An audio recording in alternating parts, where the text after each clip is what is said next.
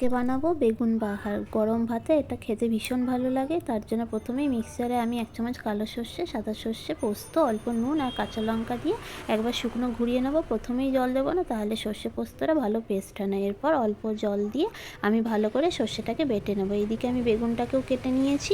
এরপর কড়াই দিয়ে দেবো তেল। তেলটা গরম হলে দিয়ে দেবো 5 ফোড়ন, তেজপাতা, শুকনো লঙ্কা। ফোড়নটা একটু নাড়াচাড়া করে দিয়ে দেবো কেটে রাখা বেগুনগুলো। বেগুনটাকে একটু কিছুক্ষণ নাড়াচাড়া করে আমি 5-7 মিনিটের জন্য ঢেকে দেবো, যাতে বেগুনটা নরম হয়ে যায়। এরপর ঢাকনাটা তুলে আমি এর মধ্যে দিয়ে দেবো পরিমাণ মতো নুন, হলুদ গুঁড়ো আর লঙ্কা গুঁড়ো। এবার সব কিছু দিয়ে বেশ ভালো করে বেগুনটাকে কিছুক্ষণ ভেজে নিয়ে দিয়ে দেবো বেটে রাখা সর্ষেটা। এখানে আপনারা সর্ষের সাথে দইও ইউজ করতে পারেন, আমার কাছে ছিল না তাই আমি দিইনি।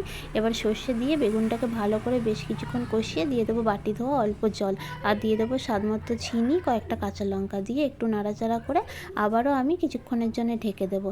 এরপর কিছুক্ষণ পর ঢাকনা তুলে আরও একটু নাড়াচাড়া করে নামানোর আগে আমি দিয়ে দেবো ধনেপাতা কুচি। ব্যাস, তাহলে এই রেডি বেগুন বাহার।